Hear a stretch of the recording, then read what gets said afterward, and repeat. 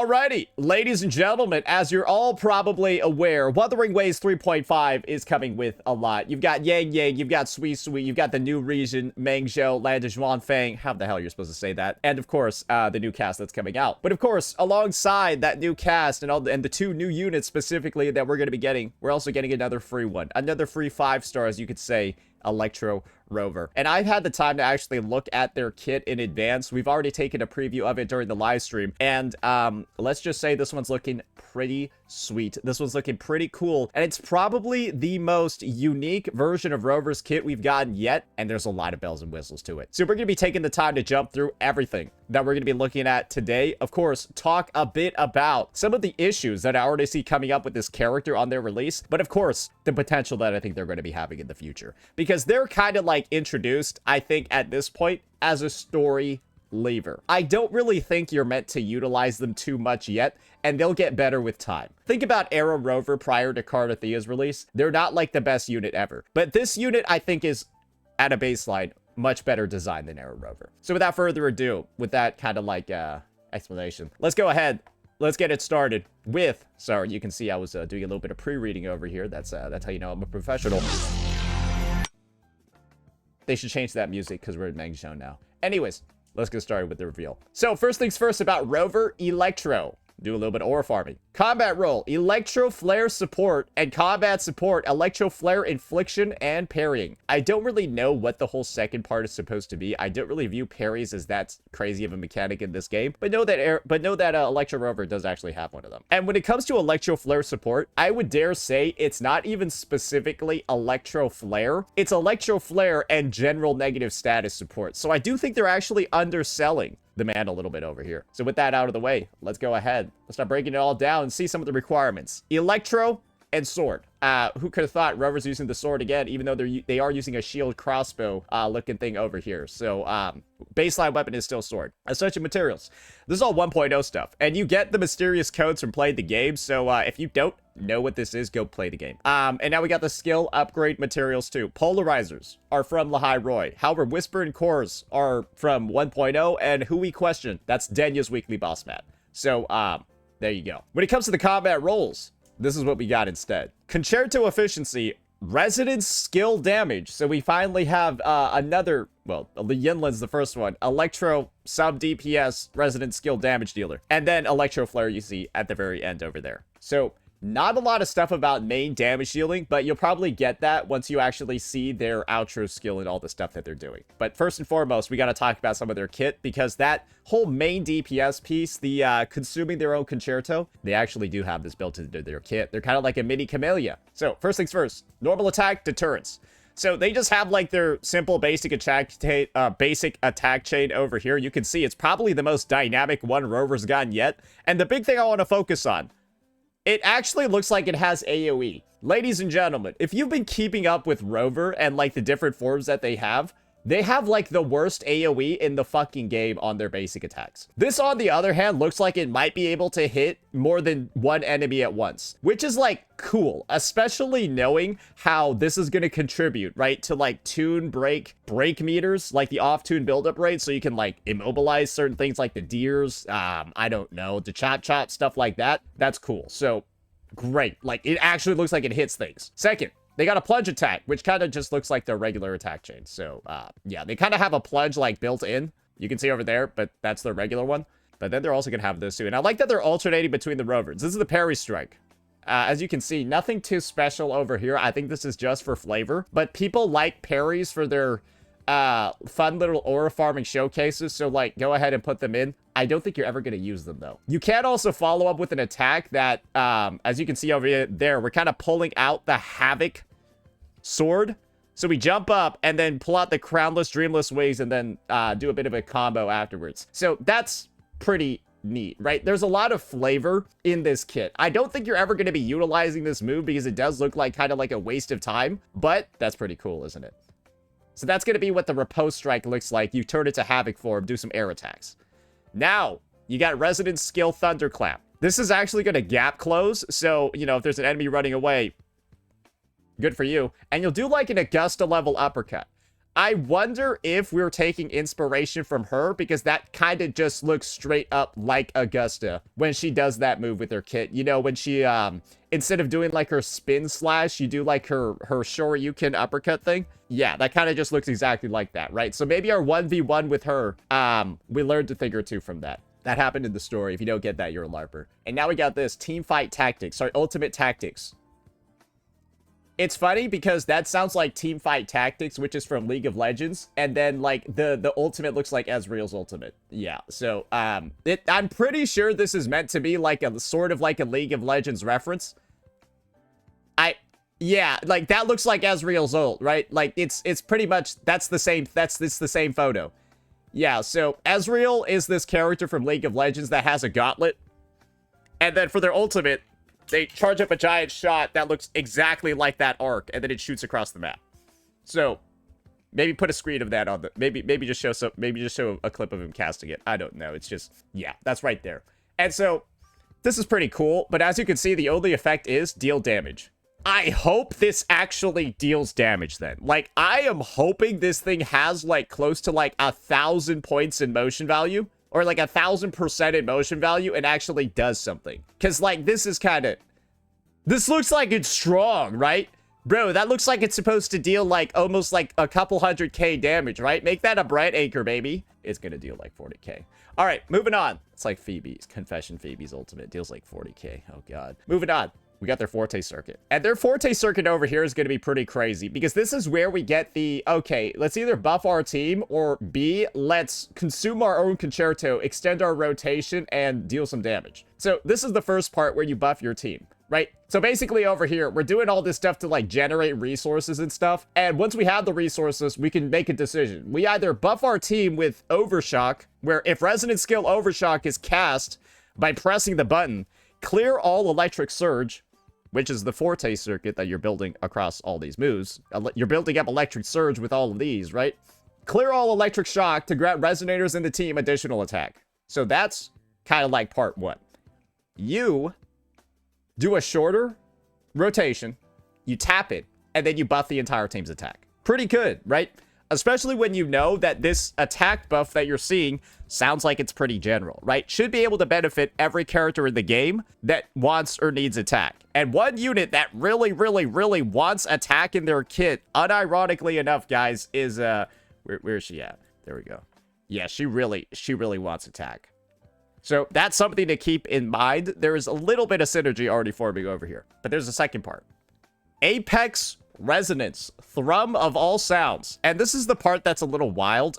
These guys just are showing off all the different moves that you do in Thrum of Sounds. So what Thrum of Sounds is it's basically like you activate Apex Resonance, which is you consuming your concerto, basically extending your rotation, and then you do like a whole chain of like 7 attacks. And you can do those attacks either on the ground, as you're seeing over here, where we alternate, right, between like Spectro, then we go into Havoc, and then we finish with Arrow at the end over here. Or you do it, I think, in the air. Oh, wait, yeah, in the air. So we start off with Spectro, then we do Havoc in the air, and then end with Arrow, a couple of Arrow attacks that way. So yeah, you get ground or air attacks in Apex Resonance. That's kind of the situation over here. And it looks like they've only taken the best moves from Arrow Rover's kit. None of the annoying shit that we usually do. And then we got the intro skill. As you can see, this thing has no description. I don't know if that was intended, or maybe it just truly does not do anything except damage.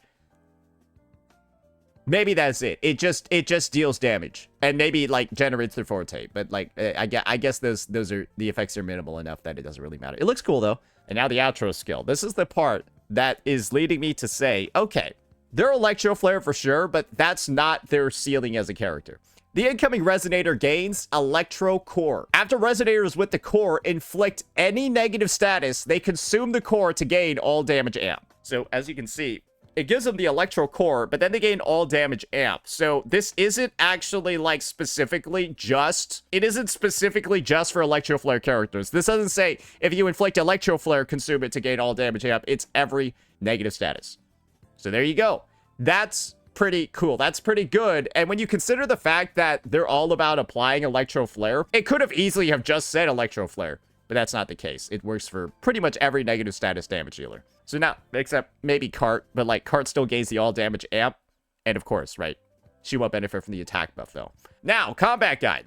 So this is where it truly does like kind of show the differentiation over here. Overshock is cast by holding down the button, enter Apex Resonance, and use Thermal Sounds. If it's cast by just pressing it, everyone gains an attack bonus.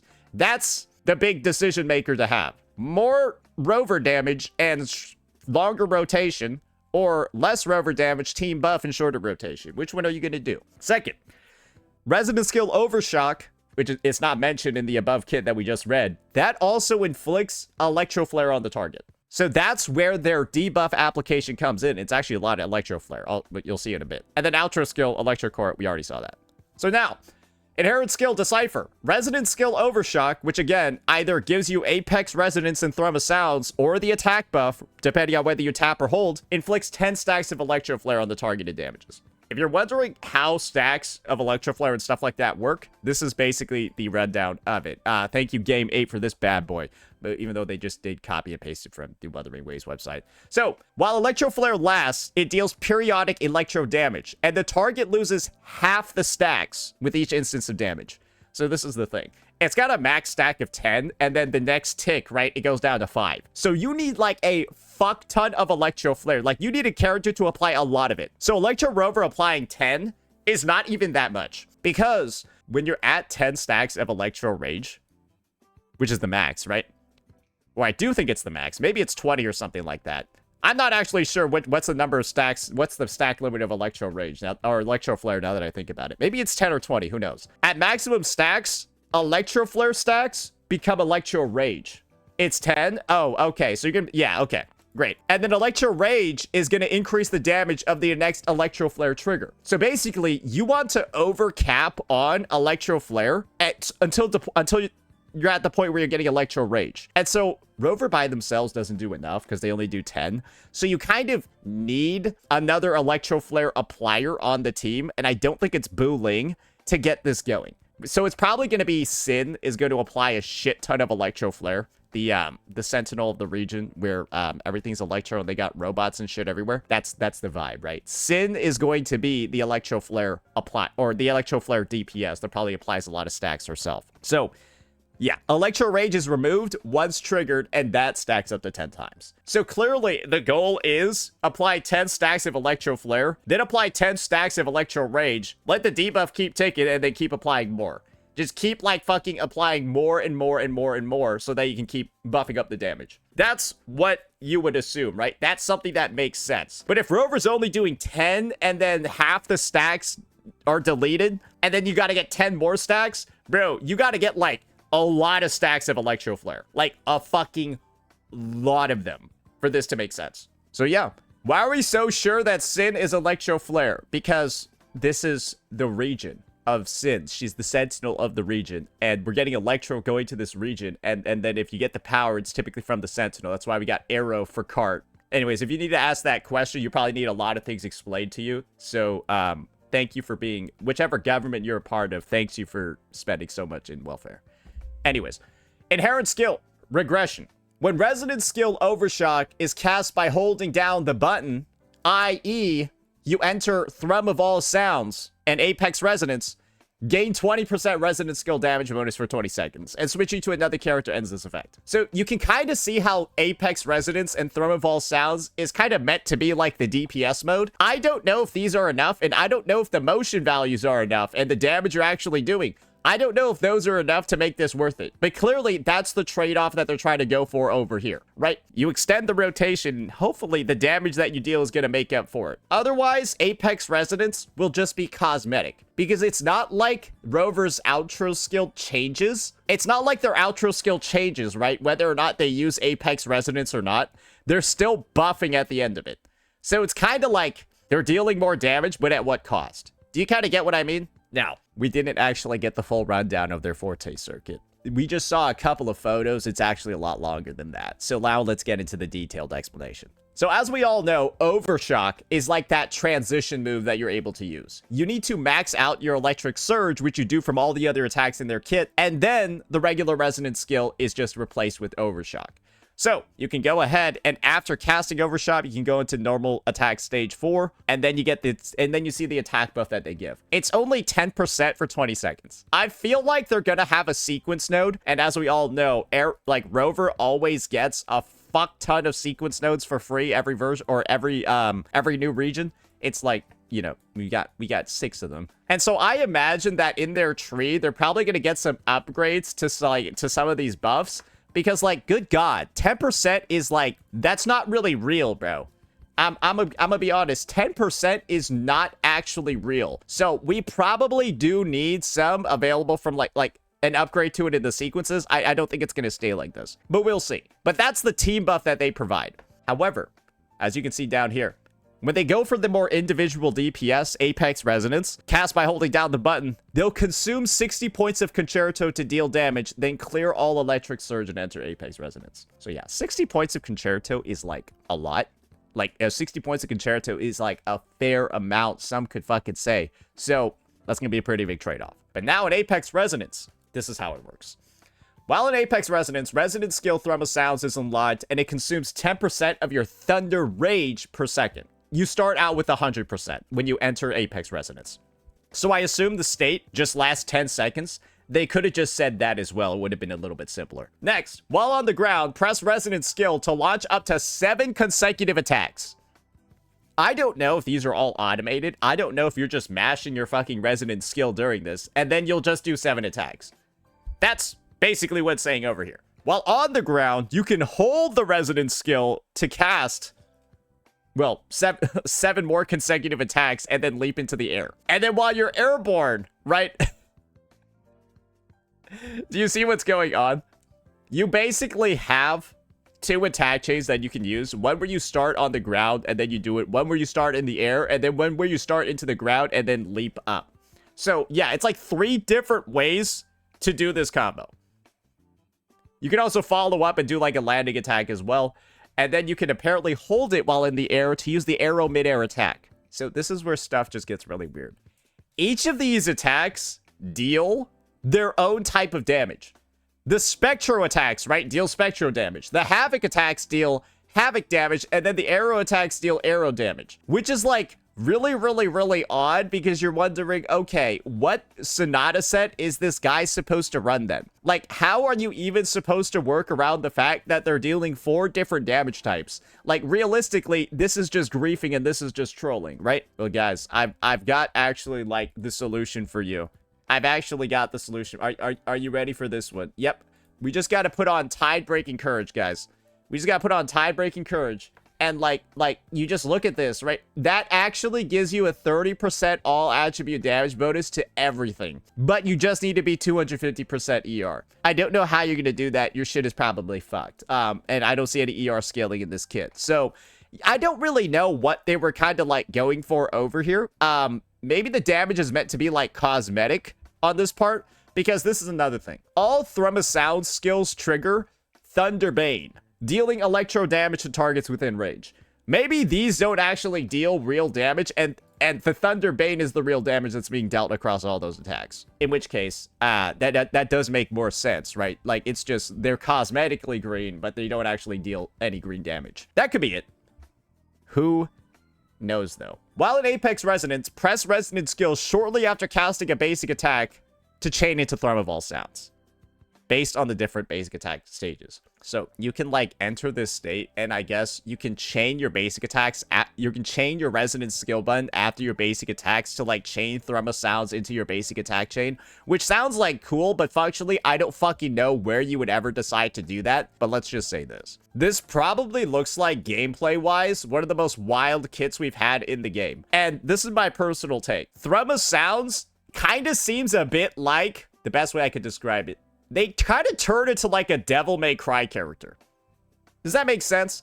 Because what you're seeing over here is them just spamming the Resonance skill button. And each time they use the Resonance skill button, it's almost like Dante or Virgil pulling out a separate weapon. And what you're not seeing them do over here is chain basic attacks or other moves in between those Resonance skill casts, which apparently you're able to do because of that line that we just saw. So this is like seeing a Dante use like his gun, then his motorcycle, then his sword, then his whatever, all after each other, right? When you're supposed to like chain together the attacks in all the different forms. So this is what it's kind of looking like. I see the potential for it, but we're just gonna have to see, because this is 4 different damage types mixed into like one form attack. It could be really shit, or maybe all the damage is like here and it's fine. Who knows? Now let's get into some of the details surrounding their Forte. Electric Surge. They hold on to 120 points, and they get it from their intro, normal attacks, basic attacks, or resident skill. Who could have thought? So you intro in, do a bunch of fucking attacks, and then you get Electric Surge available. Thunder Rage. They hold up to 100 points, and then entering Thunder Rage restores Thunder Rage to the max limit. And Thunder Rage is restored when Thermosounds deals damage. So, as you can kind of see, right, it's a little bit different from it lasting 10 seconds. Because at a baseline, Thunder Rage and Thermoval Sounds last for 10 seconds. But from what we're reading, as long as you're dealing damage, it can last forever. That's how I'm translating this. It's restored when Thermosounds deal damage, and it's constantly going down as Thermosounds is active. So if you keep attacking, you should be able to theoretically sustain this form forever, but you're never really going to want to do that, right? Because then I don't know what the fuck you're doing with the rest of your rotation. So that is going to be Electro Rover. And as you can see, right, just like at least from the baseline examination of their kit, it's not actually that long. It's not actually that crazy, but there's still a lot that they're actually doing. Oh, sorry. I got to get into some of their baseline skill explanations. Let me see if there's anything that stands out over here. Okay. We know that their resident skill is the uppercut that gap closes. We know their liberation deals damage. Their basic attack has 4 hits. So I guess that's where you're supposed to weave in the different casts. Yeah, no, I don't think there's anything too crazy over here we need to know too much about, other than they got their own Havoc attack chain that they could use in the air. Outro skill. So this is where we're going to get some of the specific numbers on their outro, because I don't think we've seen those yet. So Electro Core is going to last for 20 seconds. And then when they consume the Electro Core, right, they gain 25% all damage amp for 14 seconds. So they can theoretically hold this buff for up to 34 seconds, but you would have to be on the field for 20 seconds not doing anything. So this kind of like guarantees you get a full 14 seconds of damage amp, though most people shouldn't be using that. And 25% all damage amp, even if it is lost on swap, isn't the best, but it's not the worst thing ever. However, amp is really rare to find in negative status teams. It's really, really, really rare. I don't think that there is a single negative status supplier that actually gives raw damage amp, like Rover. So this is a unique buff that no other character in the game that also has their capabilities actually has. And to me, I feel like this is significant, right? Imagine if Chacona had 25% all damage amp. If Lucilla had all damage amp for Hiyuki, right? Those characters don't have that, but Rover has all damage amp for whatever Electro Flare DPS, or God forbid, even a different type of negative status DPS could actually be looking for. So I would just say at a baseline, this kit, I don't think it's one that's going to come in and fuck everything up when it releases in game, because we still gotta wait for all the sequence nodes and stuff. But this kit looks like it's gonna age really well with time, and I can see it definitely being very strong in a couple of months, because we just need the DPS for this unit. Maybe we need to see how much the DPS applies, but I definitely see them being a very, very, very solid addition to those teams. And, you know, maybe by the end of version 3, when we get into like 4 point whatever, get all the sequence nodes of Electro Rover, then they turn into like some crazy DPS, right? An absolute like demon, but we'll have to see. But for now, free to play character, releasing, of course, with Mengzhou and all of that. I think Kuro did a pretty good job with this one. I think it's actually much better than Aero Rover at a baseline. The kit doesn't look like it's going to make me want to uninstall the game. And while, again, I don't think these two are going to be breaking the meta, I think you'll be glad that you have them in the future. However, I will say this. I don't know, like, what set they're, like, supposed to use. It's a bit of a shame if the Bastion slot and the one that we're supposed to use is, like, literally Moonlit Clouds. I guess that makes them easy to gear, but it's, like, if they're trying to be, like, a DPS, bro, what are they going to use? Void Thunder? Like, what are we thinking exactly over here? Are they supposed to use this shit? Yeah, I don't know about that one, dog. I don't know about that one, dog. It's like, yeah, this is the problem with Electro Rover. There's not a lot of good Electro shit. Yeah, not a lot of good Electro shit. So, like, I don't really know what their Sonata set situation is supposed to be looking like in the future. Maybe we'll make a separate video about that. But that seems to be the biggest issue right now that I see with the unit. And hopefully it releases somewhat soon. Otherwise, you won't even want to grind their pieces because there's no pieces to grind for them. So, yeah. Be on the lookout for more news, more stuff. And, of course, we'll be testing out this guy ourselves and seeing whether or not they're actually that good. Wait. Sorry, last thing I'll mention. I know a lot of people are talking about Boo Ling and stuff like that. Yes, Boo Ling applies a lot of Electro Flare. Guys, this is the thing. Electric Rover does not heal. So maybe Boo Ling will be like literally the free-to-play of all free-to-plays on the Electro Flare team. But part of me is thinking you're like 99% gonna want like a Chisa or something like that anyways to increase the stack limit, because the higher the stack limit goes, the more damage the negative statuses deal. So I'm thinking maybe there's a situation where like Boo Ling is like, because they give electro damage over here, or sorry, resident skill damage over here, they're like the support on like a main DPS rover team. That could be something that happens in the future as well, but main DPS rover doesn't look that alive right now, right? Because there's no set and there's no sequence nodes either. So yeah, maybe this is something that crops up a couple of months from now, but I'm just saying, for like Electro Flare, the premium teams, I don't think she's going to be here. So don't make like getting an S6 Boo Ling, don't like prioritize that. Don't feel like, oh, yeah, oh my gosh, Boo Ling's on banner. I'm going to make a 600 IQ gamer move and get S6 of her because I know she's going to be valuable in the future. You don't know she's going to be valuable in the future. So like, don't do anything retarded that you might regret. Like pulling like too many copies of Boo Ling when we don't even know she's going to work. All right, now we're going to end the video there. Bye.